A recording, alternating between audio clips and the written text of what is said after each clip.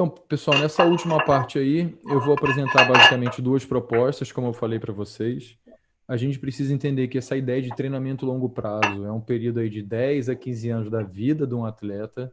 Então, realmente, não é pensar em curto prazo, é pensar em longo prazo, é pensar em formação. É pensar como se fosse um filho, né? Você tem um filho e você vai formá-lo para a vida. Você não vai formar para que num ano ele aprenda tudo que ele deveria aprender na escola. Essas propostas elas são interessantes que eu vou trazer para vocês, principalmente essa do Lloyd, porque ele traz uma proposta onde você deveria considerar no treinamento em longo prazo não só os atletas talentosos, como tradicionalmente se faz, mas como qualquer outro jovem com qualquer nível de habilidade. Então ele considera que todo mundo deveria estar envolvido na prática esportiva. Isso é importante tanto para o esporte, para formar os atletas, quanto para poder formar uma comunidade, uma sociedade fisicamente ativa, diminuindo o quadro de doenças e tudo mais.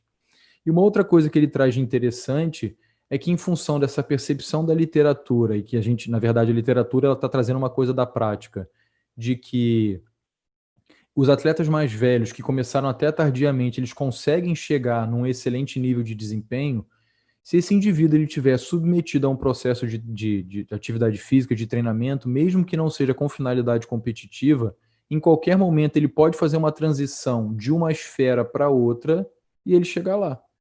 Então, eu posso ter um indivíduo que, durante a vida dele, de adolescente, ele só fez atividade física voltada para a saúde, mas uma prática constante, regular, sistemática. De repente, por algum motivo, ele tem um interesse, ele se insere numa prática de um esporte qualquer e ele pode vir a chegar lá onde a gente acha que ele deveria chegar. Eu poderia ter um atleta que era considerado talentoso, que no meio do processo ele desistiu, mas esse desistiu dentro dessa proposta é sair da esfera competitiva e ir para a esfera de prática de atividade física, dentro do clube, dentro da mesma estrutura, basicamente com as mesmas pessoas. E se algum dia ele quiser voltar, ele volta para o processo de treinamento em longo prazo para atletas. Como é que a gente vê hoje no Brasil? O indivíduo ele tem lá, ele compete, ele treina por um clube qualquer, e ele encheu o saco, não quer mais treinar. Ele sai do esporte e não faz mais nada a vida toda. Ele abandonou o esporte, ele não quer fazer mais nada, ele está desesperado. E a gente acha que não deveria ser assim. Quando a gente pensa em competições, é um pouquinho aí do Caio falou, do que o Caio falou, a gente deveria pensar nas competições que sejam adequadas ao processo de formação desse nadador e não preocupados com o desempenho imediato, a curto prazo, a qualquer custo. Essa não deveria ser a ideia. Ah, Guilherme, mas o clube cobra e eu tenho reconhecimento por causa disso. A gente entende isso. Então, se você não consegue mudar o país em relação a isso, mude o seu clube. A filosofia do clube tem que ser diferente. A filosofia do clube tem que ser para formar o nadador. A gente tem que chegar lá na frente com condições de ter atletas olímpicos e não perder a maior parte dos atletas aí durante a adolescência. Dos diversos modelos que existem na literatura, pensando nessa formação dos atletas talentosos, o que eles trazem para a gente? Desde os modelos mais antigos até os modelos mais novos. Que o foco deveria ser no processo de aprendizagem e não no desempenho em curto prazo. Então, se a gente for pensar em aprendizagem, pessoal, como eu falei para vocês, não é só aprender o movimento, mas é aprender como usar esse movimento dentro das características competitivas, de diferentes distâncias. Ah, o cara não gosta de nadar 400 metros. É lógico, ninguém gosta de nadar 400 metros, mas ele tem que ter essa experiência. Ele tem que vivenciar isso em termos motores, em termos fisiológicos. Não interessa se ele vai chegar em primeiro, em último colocado, isso não é importante. Ele tem uma variedade de experiências que estão muito mais relacionadas a o brincar deliberado do que a prática deliberada. Qual seria a diferença? A prática deliberada está mais relacionada à prática do esporte, sistematizado, organizado. E o brincar deliberado é você oportunizar, de forma organizada ou não, que o indivíduo esteja sempre envolvido na prática de alguma coisa. Essa foto do meio aí foi, pessoal, quando eu fui na Austrália, eu visitei a piscina lá dos Jogos Olímpicos deles, e antes de ter a sessão de treinamento da natação, eles colocaram esse material na piscina que eu achei fabuloso. Primeiro que eles utilizam as piscinas de tudo quanto é maneira, que isso já é interessante, não só focada na natação, na competição. A ideia aí era discutir a proposta de prevenção de afogamentos, como saber lidar em diferentes situações. Isso é aprender a nadar também. Ah, Guilherme, mas isso não tem nada a ver com a natação competitiva. Tudo bem, mas é uma coisa que vai estimular o aluno a querer estar participando de atividade na água, é isso que a gente quer. Tudo bem, mas vai chegar algum momento do processo de preparação desses nadadores, principalmente depois da adolescência, que eles terão que estar submetidos à prática deliberada, ou seja, essa prática constante, sistematizada, organizada. Sim, que isso seja feito, então, com um bom treinador, com adequadas instruções, com adequadas correções, porque o que se critica muito da prática deliberada? Não é só o que você faz, né, mas como você faz. Então não é porque você tem mais tempo de prática do que um outro atleta que necessariamente você no futuro será melhor. Porque se essa prática foi ruim, você ganha agora, mas lá na frente a tendência é que você perca. Então essa proposta do Lloyd, é essa que eu estou apresentando para vocês aqui. O que ele traz que eu acho que é interessante? Primeiro porque ele traz essa proposta aí da primeira setinha. Lá no final, ele tem uma divisão entre anos de recreação ou anos de especialização. Então, o que ele considera? Que até uma parte do processo de desenvolvimento desses jovens, que ele considera que todos podem ser talentosos, eles estão experimentando diferentes atividades e práticas esportivas. Chegou num momento que é principalmente depois da adolescência, que tudo bem, meu amigo, agora você tem que treinar de verdade. Então, se ele quiser treinar de verdade, ele vai se especializar. Se ele não quiser, não tivesse interesse, não tiver capacidade, teoricamente, para isso, ele vai praticar o esporte como processo de recreação. Percebam que ele continua envolvido no processo de formação. Ele não foi excluído do clube, não foi jogado para fora, vai fazer outro esporte. Isso não aconteceu. Ele continua envolvido no processo. E por que isso é interessante? Como eu falei para vocês, porque a qualquer momento da parte da recreação ele pode voltar para a parte de formação esportiva. Então ele abandonou a parte do esporte de competição, da especialização ali por volta dos 16 anos, mas como ele continua envolvido com a prática esportiva, ele pode retornar lá por volta dos 18 ou 19 anos e assim mesmo chegar lá, que é o que a gente quer que aconteça. Outra coisa interessante é essa proposta do desenvolvimento social e emocional ao longo dos anos de desenvolvimento dessa criança, que é uma coisa que geralmente a gente não pensa, ou faz de forma não intencional, de forma aleatória. Então, ele traz uma proposta para a gente em relação a isso. Então, até antes da adolescência, basicamente, ele está tendo experiências que permitam que ele, no futuro, se especialize também em relação à parte emocional e ele vai usar isso ou para o esporte ou para continuar a prática de atividade física dele. Se a gente for pensar nesse desenvolvimento das condições motoras e físicas, você vai falar assim, pô, Guilherme, mas anteriormente você criticou a ideia da janela de oportunidades e agora não é a mesma coisa? Não. Se vocês perceberem, ele sugere que todas as capacidades sejam estimuladas o tempo inteiro. A diferença, na verdade, seria na importância de cada uma delas. Então você não tem que treinar a força como o modelo de janela de oportunidade traz só depois da adolescência. Não, você tem que treinar a força o tempo inteiro. E olha que interessante, o tamanho da letra significa a importância do conteúdo, tá bom? Esse FMS são as habilidades motoras gerais, então no início está com muita importância e depois perde a importância. O SSS são as condições específicas, então no início com menor importância, mas você está fazendo, então você está nadando, você não está fazendo outra coisa, você está nadando também, mas está fazendo outras coisas. E depois a importância disso vai aumentando. Ah, Guilherme, na natação não precisa agilidade. Tudo bem, então não faz. Ou faz só dentro de conteúdos gerais, não vai fazer isso dentro de conteúdos específicos. Por exemplo, se você estiver oportunizando, principalmente na infância, que ele faça polo aquático e tenha essas experiências do polo aquático, você pode utilizar agilidade para mudança de posição corporal dentro da água. Ele pode andar para frente, depois para o lado, para trás. E por que ele traz a força como importante desde o início? Olha a linha de raciocínio dele, pessoal. Ele considera que a maioria das crianças hoje em dia elas são sedentárias e elas são obesas. Tradicionalmente, os modelos de periodização ou de treinamento em longo prazo, eles determinam que no início você deveria dar mais importância à condição aeróbica. Só que acontece? Essas crianças que geralmente estão acima do peso, elas têm muito mais dificuldade na condição aeróbica. Então, você está querendo estimular uma criança a fazer atividade física e está cobrando dela um tipo de desempenho que ela tem a pior condição de fazer. Então, ele sugere justamente que você estimule pela força, exercícios gerais de força, não tem nada a ver com sala de musculação, treino funcional, não é nada disso. Exercícios de força, de puxar, de empurrar, de saltos, porque possivelmente essas crianças que são mais gordinhas, elas terão um desempenho melhor do que os mais magrinhos. e isso vai fazer com que elas sejam estimuladas. Outro argumento que ele utiliza para você treinar a força o tempo inteiro é que você está fazendo um fortalecimento global do corpo dessa criança, fazendo com que possivelmente na idade adulta ela evite algum tipo de lesão em função de uma estrutura corporal adequada para suportar o estímulo específico que vai acontecer lá na frente. Então você tem anos de formação global em termos de força, para depois, na fase específica, você dar ênfase à força específica e não mais à força geral.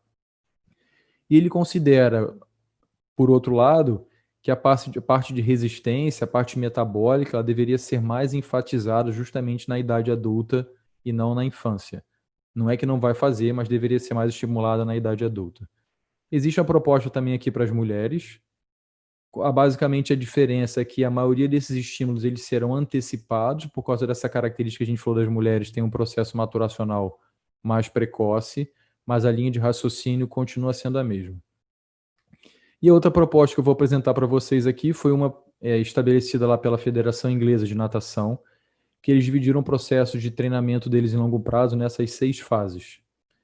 Isso aqui foi uma adaptação do modelo de 4 fases, eles dividiram em 6 fases. Eles associaram isso à idade e ao volume de treinamento, que a gente vai discutir isso com mais qualidade daqui a pouco. Tá quase acabando, tá, pessoal? Desculpa aí por ter passado. E o mais importante aqui é que, na verdade, eles só pensaram ou cobraram a exigência desse modelo porque eles só receberiam verba pública se tivesse um sistema de gestão no esporte. Então, a preocupação, na verdade, não era necessariamente a formação dos atletas. É lógico que isso era importante, mas a preocupação era: só vou ganhar dinheiro do governo se eu tiver um modelo. Isso aqui era preocupado com os Jogos Olímpicos de 2012. Então, essa primeira etapa aí, o próprio nome diz, né, o fun de se divertir, de brincar, e também de você adquirir um conjunto de habilidades motoras relacionadas ou não ao esporte, porque aqui esporte específico, porque na verdade aqui você não está pensando em esporte nenhum, você está pensando na formação dessa criança. Pô, Guilherme, mas o cara vai lá na escola lá no meu clube, ele quer fazer natação. Ele não quer fazer ciclismo, não quer fazer basquete, ele quer fazer natação. Tudo bem, mas seria então possível que pelo menos a gente pensasse nos diversos esportes aquáticos, que ele tivesse essa oportunidade de experimentar diferentes experiências dentro da água? Ele vai nadar também, lógico, mas ele poderia ter diversas outras experiências. Depois ele tem essa etapa que ele chama de aprender a treinar. Então, olha que interessante, ele está aprendendo a treinar, ele não está treinando ainda para ganhar nada disso. E o principal objetivo aqui seria o aprimoramento técnico. Aí, dentro dessa ideia de aprimoramento técnico, a gente tem que lembrar que existem diferentes nados, diferentes distâncias, diferentes maneiras de nadar, diferentes fundamentos técnicos. Ele sugere aqui um volume tanto em termos de hora quanto em quilômetros de nado por semana. E é aqui que o artigo faz principalmente as críticas à proposta dessa Federação Inglesa de Natação. Por quê? Eu vou falar isso agora, não vou falar no final, que pode ser que alguém saia e a pessoa vá embora para casa com essa ideia. Não, então um cara lá de 11 anos tem que treinar 7 horas por semana, não é isso.